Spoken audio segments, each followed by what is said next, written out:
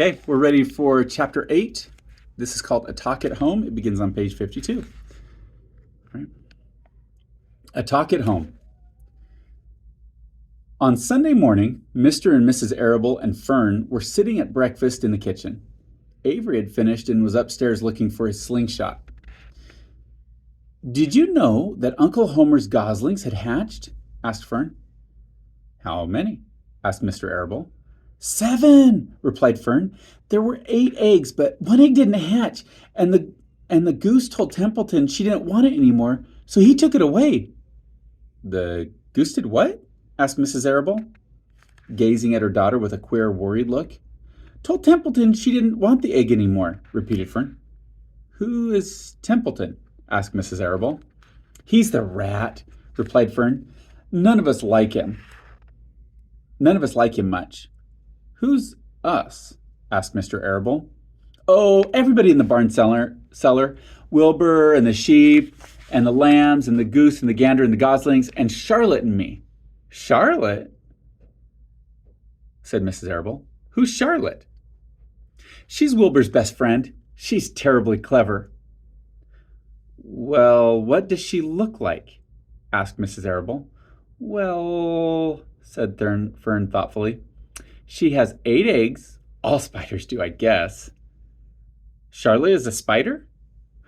asked Fern's mother. Fern nodded. "A big gray one. She has a web across the top of Wilbur's doorway. She catches flies and sucks their blood. Wilbur adores her." "Does he really?" said Mrs. Arable, rather vaguely. She was staring at Fern with a worried expression on her face. "Oh, yes, Wilbur adores Charlotte," said Fern. "Do you know what Charlotte said when the goslings hatched?" "I haven't the faintest idea," said Mr. Arable. "Tell us." "Well, when the first gosling stuck his little head out from under the goose, I was sitting on my stool in the corner and Charlotte was on her web.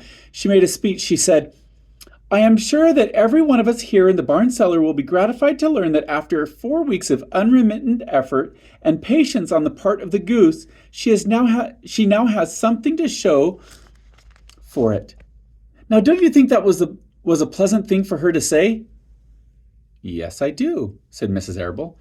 "And now, Fern, it's time to get ready for Sunday school. And tell Avery to get ready. And this afternoon you can tell me more about what goes on at Uncle Homer's barn. Aren't you spending quite a lot of time there? You go almost every afternoon, don't you?"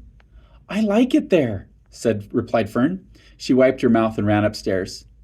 After she had left the room, Mrs. Arable spoke in a low voice to her husband. "I worry about Fern," she said. "Did you hear the way that she rambled on about the animals, pretending that they talked?" Mr. Arable chuckled. "Maybe they do talk," he said.